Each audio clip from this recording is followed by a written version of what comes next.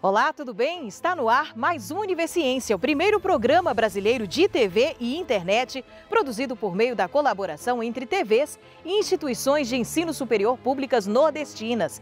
Veja o que vamos conhecer hoje. Pesquisa da Universidade Federal de Sergipe aponta que as mulheres mais pobres são as mais afetadas em relação à saúde mental durante a pandemia. Na Universidade Federal da Bahia, cientistas estudam a violência digital durante o período da pandemia causada pelo novo coronavírus.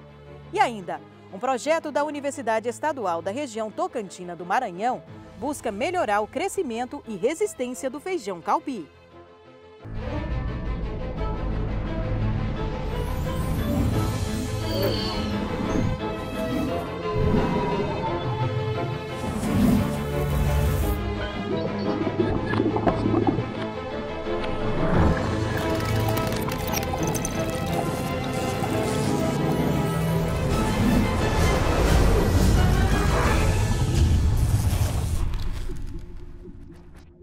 O coronavírus mudou o mundo que nós conhecíamos. Isolamento, crise econômica, o medo do desemprego e a própria ansiedade em relação à contaminação com a doença são alguns dos fatores que estão afetando a nossa mente nos últimos meses.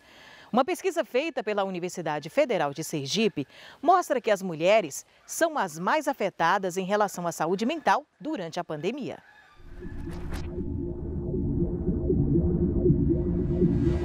Eu coordeno junto com dois colegas o Centro de Investigação em Saúde, Atividade Física e Esporte, o CEIF. Dentro dos nossos grandes projetos, a gente vem trabalhando nas grandes pesquisas de saúde nacional, que é a Pesquisa Nacional de Saúde, e aí também a Pesquisa Nacional de Saúde do Escolar. Através dessas pesquisas em grandes bases que nós recebemos o convite para participar da Convide. Ela é hoje a principal pesquisa em termos de comportamento, de mudança de comportamento dos brasileiros ao longo da pandemia. Nós tivemos duas fases da Convide. A primeira fase ela foi feita com adultos, que ela foi logo no início da pandemia, entre os meses de abril e maio, que foi aquela primeira onda, né, onde as pessoas realmente tiveram que adotar a quarentena. Então as pessoas, elas passaram a fazer menos atividade física, ficar muito mais tempo em telas. Tivemos mudanças importantes, por exemplo, em hábitos negativos, né? Aumento de hábitos negativos, hábitos alimentares negativos, com aumento de produtos ultraprocessados, produtos açucarados, né? Esses produtos que têm uma maior facilidade de ser armazenado de uma maneira geral. Também identificamos aumento, por exemplo, em consumo de tabaco, né, de fumo, e também de bebidas alcoólicas ao longo desse primeiro momento, e isso de alguma forma foi associado a indicadores de saúde mental. Das coisas mais interessantes, talvez, que a gente encontrou na pesquisa, sobretudo nesse momento inicial na pesquisa com adultos, foi que os grupos da população mais afetados foram as mulheres. A gente percebeu que as mulheres proporcionalmente aumentaram mais consumo de álcool ao longo da pandemia. Nós tivemos problemas de saúde mental muito mais agravados nas mulheres, né, e sobretudo as mulheres mais novas, porque a nossa hipótese era que talvez grupos mais velhos, né, os mais idosos com morbidades, que era uma preocupação desde o início da pandemia, fossem, né, aqueles que mais se preocupassem, tivessem sido mais afetados, mas não foi o que nós observamos, né? Além das mulheres mais jovens, a gente também percebeu que aqueles grupos de menor nível socioeconômico foram também aqueles que tiveram indicadores prejudicados, como já era a nossa hipótese inicial. Então a gente viu que os adultos mais jovens eram aqueles mais afetados e falamos, poxa, mas nós não temos pesquisa de abrangência nacional com adolescentes. Então nós separamos, por exemplo, pessoas de 12, 13, 14 anos e depois pessoas acima disso, né? Sobretudo o grupo de 16 e 17 era aquele grupo que era o mais afetado, né? Então dentre os adolescentes, do grupo de adolescentes, os grupos mais velhos eram os mais afetados. Então percebemos também uma grande proporção de jovens que referiam um sentimento constante de tristeza, falta dos amigos, falta dos professores, sentimento de solidão, problemas mais relacionados também ao tempo de sono. E aí uma coisa que é muito interessante, sobretudo olhando para os jovens, foi essa mudança do perfil de comportamento que a gente já tinha como hipótese.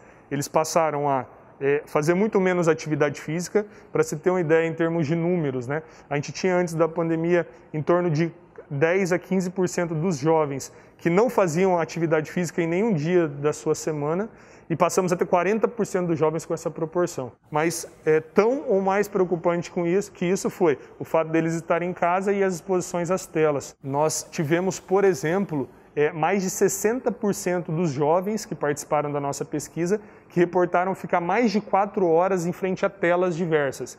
Isso fora o período da escola, fora o período que eles estavam em atividades da escola, que também muitas vezes, né, nesse período de restrição, foi conduzido também em telas. A gente sabe que a exposição excessiva a telas, sobretudo em períodos noturnos, podem oferecer um prejuízo para o tempo de sono e a qualidade do sono dos jovens. E a qualidade do sono dos jovens, né, e das pessoas em geral, mas especialmente dos jovens, tem relação direta com indicadores de saúde mental. Quando a gente observa os dados, a gente consegue perceber que aqueles que foram os que mais foram expostos a tempo de tela foram os que tiveram maior redução da qualidade de sono e, consequentemente, maiores indicadores de saúde mental. Esses dados, inicialmente, eles nos mostram que há grupos na população que precisam de mais atenção em termos de políticas públicas. Então, aqueles grupos, por exemplo, de mulheres, de menor nível socioeconômico e mais jovens, e dos adolescentes também do sexo feminino e dos mais velhos, entre 16 e 17 anos, que é aquela fase mais crítica da adolescência. E ainda em relação ao coronavírus, depois do intervalo, cientistas da Universidade Federal do Ceará criam um aplicativo de celular com informações sobre o estado de saúde de pacientes internados com Covid. A gente volta já já.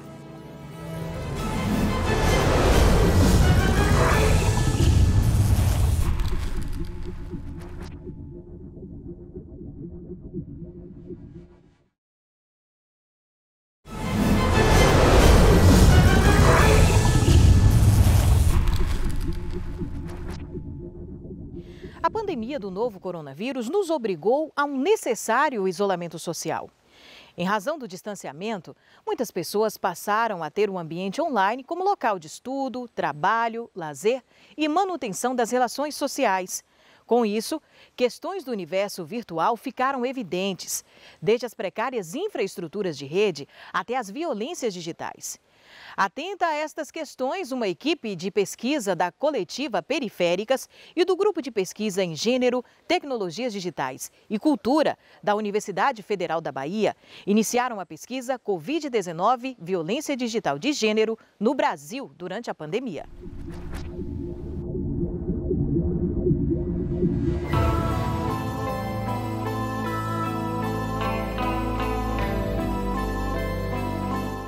O que vem a ser violência digital de gênero? Queria apresentar para quem ainda nunca ouviu falar no assunto, Tiane.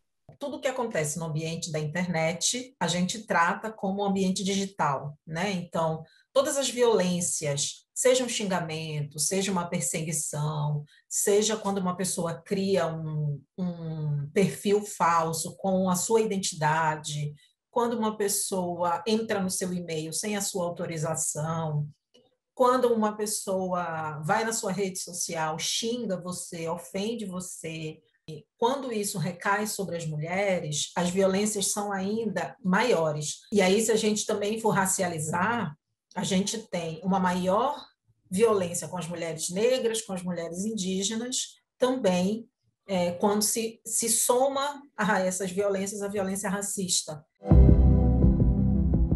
A pesquisa sobre violências digitais contra mulheres durante a pandemia de Covid-19 ocorreu ao longo de 4 meses no ano de 2020. O informe, publicado pelo Coletivas Periféricas de Salvador e pelo Grupo de Pesquisa em Gênero, Tecnologias Digitais e Cultura, traçou um panorama dos principais crimes cometidos e suas tipificações. Essas violências sempre aconteceram, gente, sempre estiveram aí. A internet, sabe, ela consegue publicizar esses casos. Então, assim, as pessoas, cada vez mais, inclusive, elas estão se apropriando desse meio digital para contar o que aconteceram com elas, relatar essas violências, né? E muitas vezes a gente fala de violência aqui porque nós sabemos que são violências, mas tem muita gente que passa por essas coisas e não sabe ainda que é violência, porque muitos nomes dessas violências elas estão em inglês, né? Então, assim, stalking, tem uma que é o que o cara tira a camisinha sem contar para a parceira. E é isso, assim, a gente está, inclusive, trazendo isso para o português, né? Já tem várias tipificações hoje, né? O stalking hoje é de perseguição. Inclusive, tem uma lei recente que se constatou a tipificação lá de perseguição online como uma violência, quer dizer, não só como violência, como também um crime. O que é uma violência tipificada? Uma violência que foi nomeada e descrita, né? Então, ela tem um nome e ela tem uma descrição. Uma pessoa está insistentemente mandando e-mail para você e você não quer mais receber e-mail daquela pessoa e você já disse, não quero mais receber e-mail seu. Uma pessoa manda mensagem no WhatsApp para você e você já disse, não quero receber mensagens suas, para de me mandar mensagem.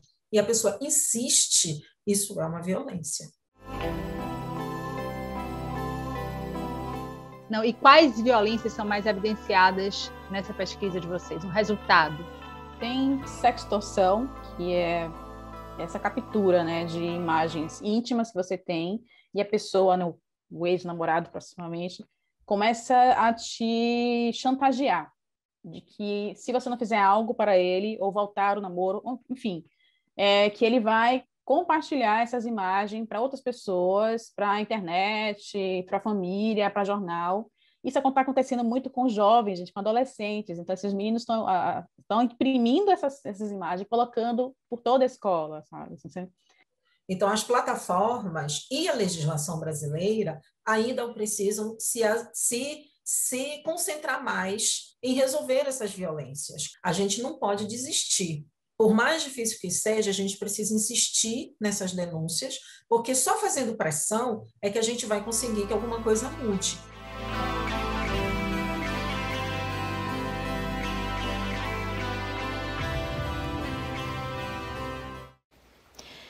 Em meio a toda essa crise sanitária que a gente vive, as visitas aos pacientes nos hospitais precisaram ser suspensas ou controladas.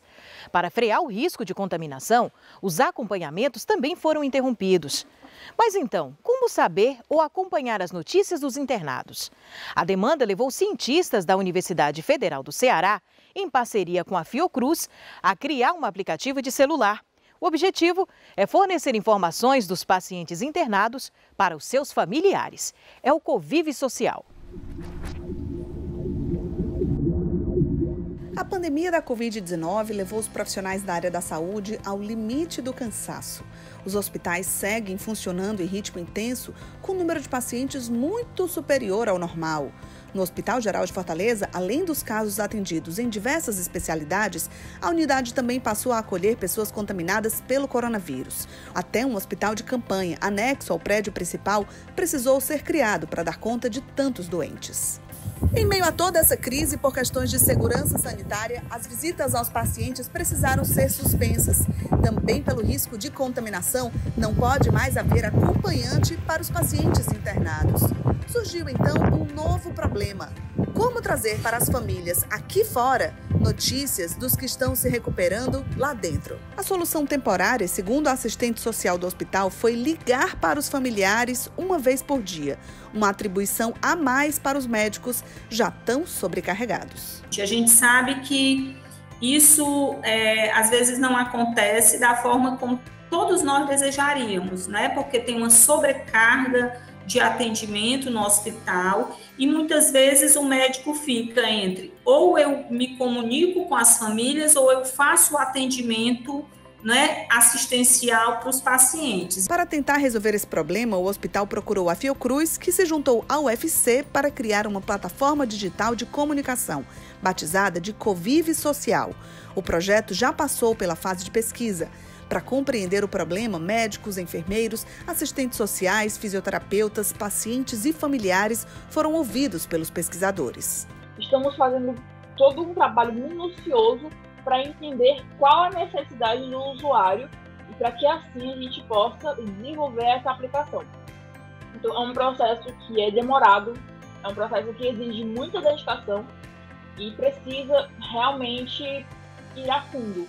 E a missão de construir uma solução digital foi dada a pesquisadores das áreas da medicina, tecnologia da informação e sistemas e mídias digitais. O projeto envolve, além da Fiocruz e Funcap, mais de 20 pesquisadores da UFC em Fortaleza, Sobral e Quixadá, do Instituto Federal e das universidades Nova de Lisboa e Aveiro, em Portugal.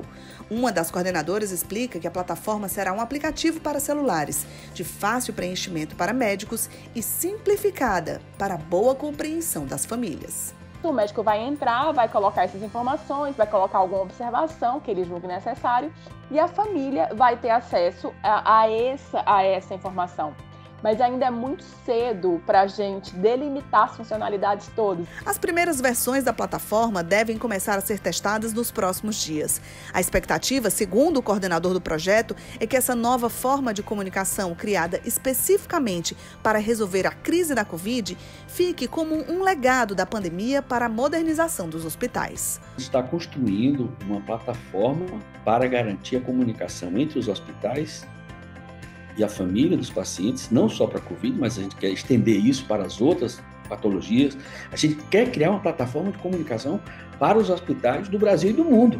A gente espera isso, né?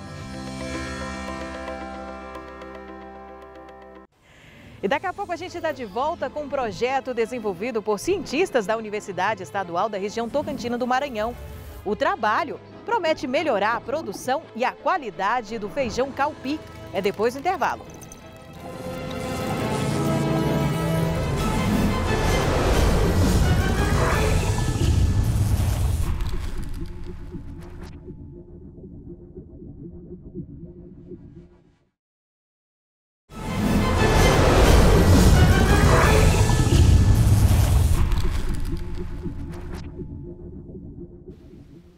Com origem no continente africano, o feijão calpi é cultivado no Brasil desde o século XVI.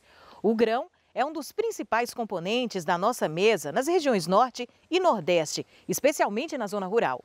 No estado do Maranhão, além da produção para o consumo doméstico, o produto é fundamental na geração de renda para a agricultura familiar. Foi pensando nisso que cientistas da Universidade Estadual da região Tocantina do Maranhão deram início ao desenvolvimento de um projeto que busca melhorar o crescimento e resistência do feijão calpi por meio da utilização de um fungo. Vamos entender como funciona?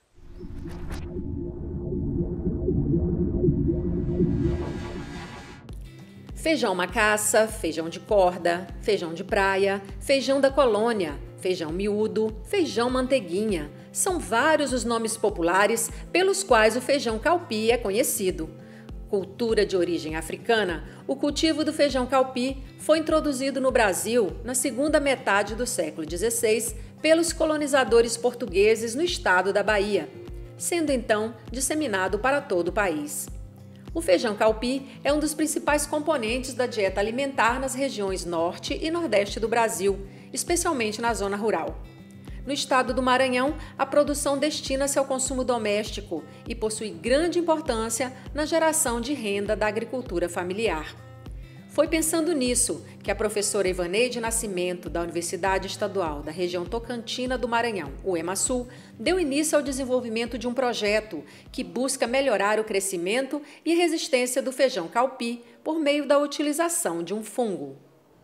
Esse projeto de seleção e caracterização de isolados de tricoderma, com o objetivo de testá-lo na resistência do feijão calpi para reduzir a incidência de doença no campo e ajudar na promoção do crescimento dessa cultura.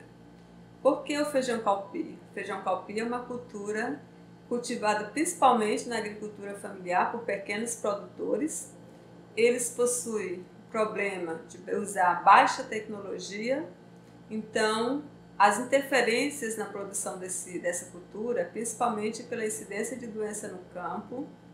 Então esse projeto ele vem com esse objetivo, ajudar o produtor a ter uma produção de boa qualidade e sem uso de agrotóxico, que pode trazer toxicidade, pode trazer doenças ao próprio agricultor, né? Esses fungos de tricoderma, eles fazem parte da micoteca da Universidade Estadual do Maranhão. Então nós temos uma equipe de professores nesse projeto. Então nós temos pesquisadores da UEMASul, nós temos pesquisadores da UEMA, inclusive com aluno de doutorado, e temos acadêmicos do curso de agronomia aqui da UEMASul e acadêmicos do curso de ciências biológicas da UEMASul. Esse projeto é desenvolvido em 3 etapas. Quando adquirimos os fungos, né, que nós chamamos de tricoderma, ele é extraído das próprias plantas ou do solo, e aí levamos esse fungo para o laboratório, multiplicamos eles em placa como essas, né, que a gente chama de placa de Petri, com meio de cultura, e aí nós colocamos esse fungo para crescer, para depois utilizar no próprio laboratório, na casa de vegetação e em campo. A nível de laboratório, o fungo tricoderma controlou o crescimento desse fungo chamado de fusário, né? O que a gente diz que impediu o crescimento desse fungo. Com esses resultados de laboratório, nós fomos para a segunda etapa, em que nós testamos novamente o fungo tricoderma na planta. Então, cultivamos a semente de feijão, germinou. Quando cresceu, com 15 dias inoculamos o fungo que causa a doença, no caso fusário. E aí, no terceiro momento, esse experimento ele foi instalado em campo. Quanto à implantação do experimento em campo no ano de 2020, esse projeto nos mostrou ser bastante promissor, devido à baixa incidência de doenças em campo. A mela foi a única doença que apareceu, que surgiu em campo, né? Como essa foi a única doença que surgiu em campo, nós achamos esse resultado bastante positivo. Na planta, a gente conseguiu averiguar uma promoção de crescimento a partir desse fungo. Houve uma diminuição no aparecimento de doenças. Houve também uma maior quantidade de clorofila nas folhas das plantas, aumentando a sua quantidade produtiva, né? Então, nós podemos dizer que os fungos tricoderma, eles têm todo um potencial para ser utilizado na agricultura familiar, contribuindo para que nós tenhamos uma agricultura sustentável, né? Com baixo índice aí de agrotóxicos, e com baixo índice também até do próprio uso de uma adubação mineral. O projeto ele tem uma grande importância, né, para essa questão econômica dos pequenos produtores, já que com a diminuição da utilização dos químicos industriais e a utilização desses produtos biológicos, eles conseguem reter para eles esse valor que seria utilizado nesse químico e também aumentar a sua produtividade da mesma forma. Então esse produtor, além de ter alimento para si próprio, para sua família, eles vão ter mais alimento disponível para ser utilizado no mercado, ser vendido. Além também de produzir um alimento que é orgânico, um produto que ele vai ter menos quantidade de químicos industriais nele, e esses compradores que irão adquirir esse alimento, eles vão ter a certeza de que estão consumindo um alimento de alta qualidade. O feijão calpi é um dos feijões mais utilizados, né, mais comercializados a nível da agricultura familiar, e os próprios nordestinos eles consomem muito esse feijão calpi. Então, vale a pena investir na pesquisa com esse fungo para controlar doenças. Nós pensamos também no futuro formular um produto à base desse fungo que possa ser pensado em comercializar e ser de fácil acesso para o agricultor familiar, contribuindo dessa forma com a sustentabilidade ambiental. É isso. A Universidade Pública descobrindo novas soluções para a agricultura familiar. Bom, por hoje é só. No próximo Universiência, a gente está de volta com mais pesquisas do Nordeste para você. Até lá!